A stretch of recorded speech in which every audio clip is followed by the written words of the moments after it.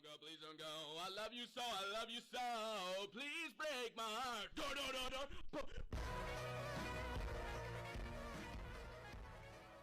Halo teman-teman, saya David Rivaldi Detan, mahasiswa semester 6 dari Fakultas Kesehatan Masyarakat Universitas Nusa Cendana. Di sini saya akan menjelaskan sedikit tentang penyakit pes dan leptospirosis. Yang pertama di sini saya akan menjelaskan tentang penyakit pes. Pes atau plague di sini adalah penyakit yang disebabkan oleh Enterobacteria Yersinia pestis. Nama tersebut dinamai oleh bakteriolog Prancis A.J. Yersin. Penyakit pes ini dibawa oleh hewan pengerat, terutama tikus. Bahwa penyakit ini banyak terjadi dalam sejarah dan telah menimbulkan korban jiwa yang besar. Selama abad ke-14, pedagang dari kota-kota pelabuhan laut Tengah dan Laut Hitam mengadakan perjalanan ke Cina, dan sepulangnya mereka membawa kembali sutra serta kulit binatang yang berharga. Ketika kembali dari perjalanan seperti ini pada tahun 1343, sekelompok pedagang dari Genoa menurut laporan lari ketakutan karena adanya pasukan orang Tartar dan berlindung di balik tembok kota perdagangan Kava di semenanjung Krim. Orang-orang Tartar ini segera mengepung kota tersebut selama 3 tahun. Tidak ada pihak yang mendapat kemajuan. Sampai pada suatu hari, orang Tartar berhenti melemparkan batu ke dalam kota Kava dan mulai melemparkan mayat-mayat tentara mereka sendiri yang meninggal akibat pes. Sejak dahulu kala sampai kini, infeksi mikroba merupakan ancaman utama terhadap kesehatan manusia beradab.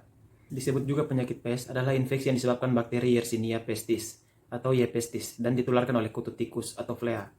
Xenophilus seopsis Yersinia pestis penyebab pes berbentuk batang, pendek, gemuk, dengan ujung membulat, dengan badan mencembung berukuran 1,5 mili kali 5,7 mili dan bersifat gram positif. Kuman ini sering tutung menunjukkan pleomorfisme. Gejala dan masa inkubasi pes. Gejala yang paling terkenal dari penyakit pes adalah menyakitkan kelenjar getah bening yang disebut buboes. Gejala penyakit pes muncul tiba-tiba, biasanya 2-5 hari setelah terpapar bakteri. Gejalanya itu meliputi panas dingin, umumnya sakit perasaan atau malaise, demam tinggi hingga 39 derajat Celcius, kram otot, kejang, mulus, bening pembekakan kelenjar, menyakitkan disebut bubo. Umumnya ditemukan di selangkangan, tapi mungkin terjadi di ketiak atau leher, paling sering di lokasi infeksi awal atau gigitan, tempat awal tergigitnya. Nyeri dapat terjadi di daerah tersebut sebelum muncul bengkak. Warna kulit berubah menjadi warna merah muda dan beberapa kasus yang ekstrim. Pendarahan dari klokea akan dimulai 12 jam setelah infeksi. Berikutnya adalah patofisiologi penyakit pes. Pes adalah infeksi dari sistem limfatik, biasanya dihasilkan dari gigitan kutu yang terinfeksi Xenophila seopsis atau kutu tikus. Para kutu sering ditemukan pada hewan pengerat seperti tikus dan mencari mangsa binatang pengerat lainnya. Ketika tuan mereka mati, bakteri membentuk agregat dalam usus dari kutu. Yang terinfeksi dari hasil ini diloak muntah darah tertelan. Yang sekarang terinfeksi ke situ, gigitan hewan pengerat atau host manusia. Setelah didirikan, bakteri cepat menyebar ke kelenjar limfe dan berkembang biak. Untuk diagnosa penyakit ini, dokter akan mengajukan pertanyaan serta melakukan pemeriksaan fisik yang berkaitan dengan gejala yang dirasakan. Pemeriksaan fisik yang dilakukan oleh dokter adalah mengambil sampel cairan dari dalam bubo yang menggunakan jarum suntik untuk menilai adanya bakteri. Yang kedua adalah mengambil sampel darah untuk menilai adanya bakteri. Yang ketiga adalah mengambil sampel cairan dari saluran pernapasan dengan menggunakan metode endoskopi. Berikutnya adalah sumber dan cara penularan. Pes adalah infeksi dari sistem limfatik, biasanya dihasilkan dari gigitan kutu yang terinfeksi Xenophila seopsis atau kutu tikus. Para kutu sering ditemukan pada hewan pengerat seperti tikus dan tikus lainnya, dan mencari mangsa binatang pengerat lainnya ketika tuan mereka mati. Berikut ini adalah beberapa cara-cara penularan plague pada manusia. Yang pertama adalah gigitan kutu, paparan terhadap manusia dengan sampar pneumonik, penanganan bangkai terinfeksi, goresan atau gigitan dari kucing domestik yang terinfeksi, paparan aerosol mengandung hasil basil penyebab pes. Selanjutnya adalah cara pengobatan pes pada manusia. Penderita yang terserang pes perlu penanganan secepat mungkin, sehingga apabila penanganan tidak dapat penderita dalam 24 jam, bisa menimbulkan kondisi fatal, bahkan menyebabkan kematian. Antibiotik, oksigen, infus, dan pernapasan buatan mungkin diperlukan untuk membunuh bakteri yang menyerang penderita dan memperbaiki kondisi penderita. Jika seseorang punya kontak dengan penderita PES, maka perlu diperiksa oleh dokter untuk melihatnya apakah terkena penyakit PES atau tidak. Dokter mungkin akan memberikan juga antibiotik untuk mencegah penularan penyakit PES. Upaya pengobatan terhadap penderita penyakit PES, baik yang menularkan atau yang tertular adalah untuk tersangka PES, biasanya diberikan tetrasilin 4x250 gram, diberikan selama 5 hari berturut-turut, dan solampenicol 4x250 mg diberikan selama 5 hari berturut-turut. Dan untuk penderita PES, streptomycin dengan dosis 3 gram per hari selama 2 hari berturut-turut, kemudian dosis dikurangi menjadi 2 gram per hari selama 5 hari berturut-turut. Setelah panas hilang, dilanjutkan dengan pemberian tetrasilin 4-6 gram per hari selama 2 hari berturut-turut. Kemudian dosis diturunkan menjadi 2 gram per hari selama 5 hari berturut-turut, atau chloramphenicol 6-8 gram per hari selama 5 hari berturut-turut. Kemudian dosis diturunkan menjadi 2 gram per hari selama 5 hari berturut-turut. Dilanjutkan dengan pencegahan PES pada manusia dan hewan. Saat ini belum ada vaksinasi yang tepat digunakan untuk pencegahan terhadap penyakit PES. Konsumsi antibiotik dapat menjadi salah satu upaya pencegahan jika seseorang memiliki risiko terdapat penyakit PES. Namun, pencegahan penyakit PES dapat dilakukan dengan cara sebagai berikut ini. Yang pertama adalah mengawasi dan mengendalikan populasi hewan pengerat di lingkungan sekitar. Menghindari tumpukan benda rongsokan, makanan hewan atau kotoran yang memungkinkan tikus singgah. Berikutnya adalah menggunakan sarung tangan jika sedang berhadapan dengan hewan yang telah terinfeksi wabah PES, dan membasmi hewan pengerat yang tinggal di dalam rumah. Dan juga memastikan rumah bersih dari hewan pengerat dengan membersihkan area yang berpotensi menjadi sarang tikus dan membersihkan sisa-sisa makanan yang dapat dikonsumsi hewan pengerat. Pada hewan, di samping pengobatan dan pengebalan, perlu cara-cara pengendalian khusus untuk menahan penyakit dan mencegah perluasannya. Tindakan-tindakan tersebut adalah sebagai berikut. Yang pertama, pastikan hewan yang dipelihara menggunakan produk anti serangga atau kutu. Cegah hewan untuk tidur di kasur atau sofa ruang tamu agar penyakit PES tidak mudah tersebar. Bersihkan hewan peliharaan secara teratur untuk mencegah kutu tumbuh dan berkembang biak. Gunakan produk anti serangga untuk menghindari gigitan kutu-kutu. Sekian untuk penyakit PES, kita lanjutkan ke penyakit leptospirosis. Yang kedua, kita akan membahas tentang penyakit leptospirosis. Leptospirosis adalah penyakit yang disebabkan oleh bakteri Leptospira interrogans yang disebarkan melalui urin atau darah hewan yang terinfeksi bakteri ini. Leptospirosis dapat menyerang manusia melalui paparan air atau tanah yang telah terkontaminasi urin hewan pembawa bakteri Leptospira. Penyakit infeksi bakteri ini banyak terjadi di daerah yang terkena banjir. Penyebab penyakit leptospirosis maksudnya, adalah infeksi bakteri Leptospira yang dibawa oleh hewan tertentu. Leptospira dapat hidup selama beberapa tahun pada ginjal hewan yang terinfeksi bakteri ini, lalu dikeluarkan melalui urin hewan tersebut, sehingga dapat mengkontaminasi air atau tanah di lingkungan sekitar. Bakteri yang mengkontaminasi air dan tanah tersebut dapat bertahan dalam hitungan bulan atau tahun. Sementara hewan yang terkena infeksi ini dapat terus menyebarkan bakteri ini meski menunjukkan tidak adanya gejala pada hewan tersebut. Masa inkubasi penyakit Leptospira pada manusia yaitu 2-26 hari. Infeksi leptospirosis mempunyai manifestasi yang sangat bervariasi dan kadang tanpa gejala, sehingga sering terjadi kesalahan diagnosa. Gejala penyakit leptospirosis pada manusia di antara lain adalah mual, muntah, meriang, sakit kepala, nyeri otot terutama pada betis, sakit perut, diare, kulit atau area putih pada mata yang menguning, demam, ruam, dan konjungtivitis. Leptospirosis biasanya menunjukkan gejala secara mendadak dalam waktu 2 minggu setelah penderita terinfeksi.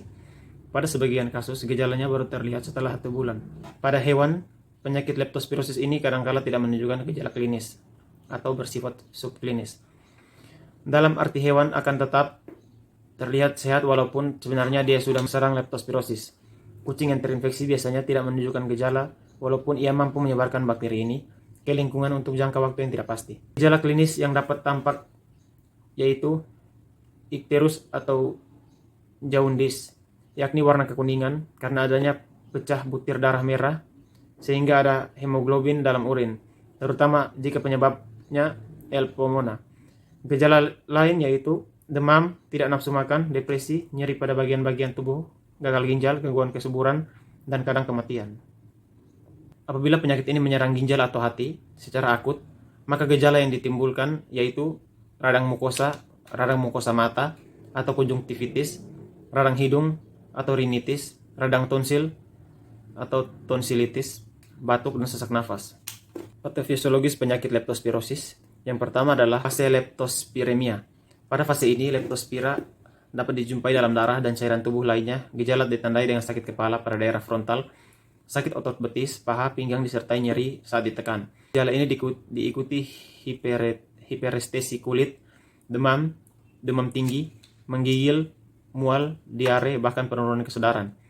Pada sakit berat dapat ditemui bradikardia dan ikterus sebanyak 50%. Pada sebagian penderita dapat ditemui fotofobia, ras, urtikaria kulit, splenomegali, hepatomegali, dan limfadenopati.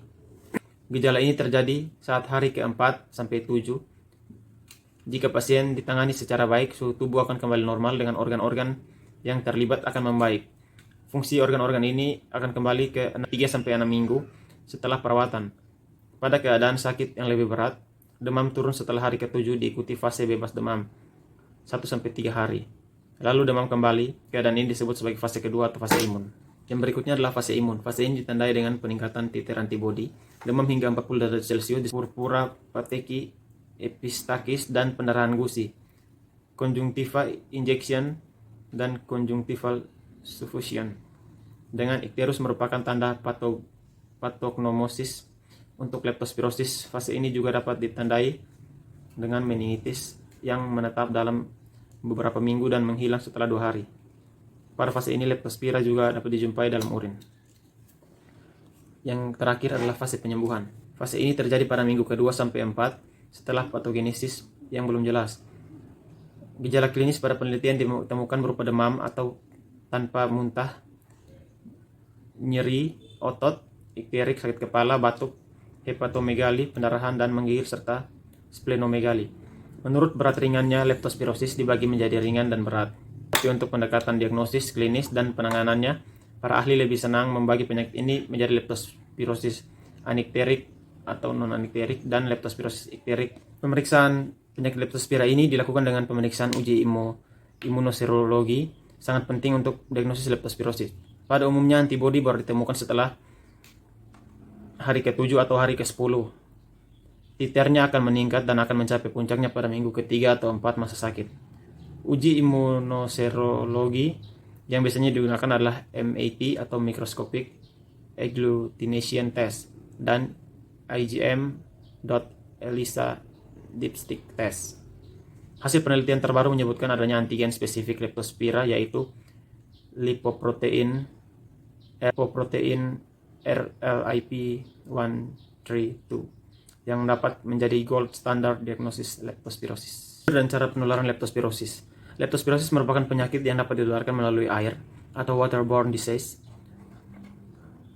Urin atau air kencing dari individu yang terserang penyakit ini merupakan sumber utama penularan, baik manusia maupun pada hewan. Kemampuan leptospira untuk bergerak dalam air sangat cepat menjadi salah satu faktor penentu utama ia dapat menginfeksi induk, semang, atau host yang baru. Terdapat 2 jenis penularan, yaitu penularan langsung dan penularan tidak langsung. Penularan langsung terjadi melalui kontak dengan selaput lendir atau mukosa, mata atau konjungtivita, kontak luka di kulit, mulut, cairan urin, kontak seksual, dan cairan abortus atau gugur kandungan.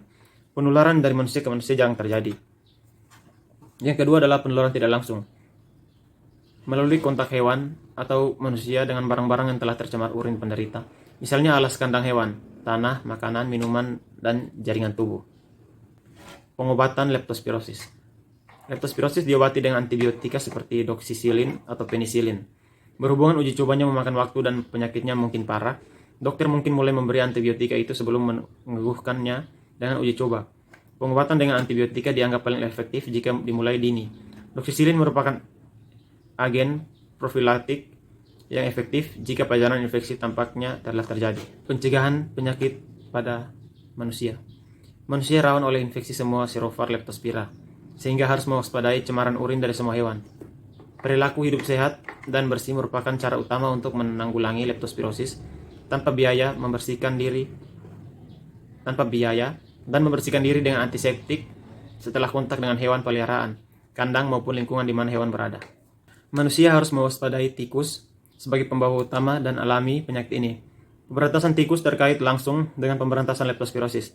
Selain itu, para peternak babi dihimbau untuk mengendangkan ternaknya jauh dari sumber air. Feses ternak perlu dialahkan ke satu sumber khusus sehingga tidak mencemari di lingkungan sekitar, terutama sumber air. Pada hewan, pencegahan ini dapat dilakukan dengan memberikan vaksin leptospira. Vaksin leptospira untuk hewan adalah vaksin inaktif dalam bentuk cair atau bakterin yang sekaligus bertindak sebagai pelarut, karena umumnya vaksin leptospira dikombinasikan dengan vaksin lainnya, misalnya distemper dan hepatitis. Sekian materi PES dan leptospira dari saya. Jika ada yang kurang dalam tutur kata dan perilaku, mohon maaf. Sampai jumpa di video selanjutnya.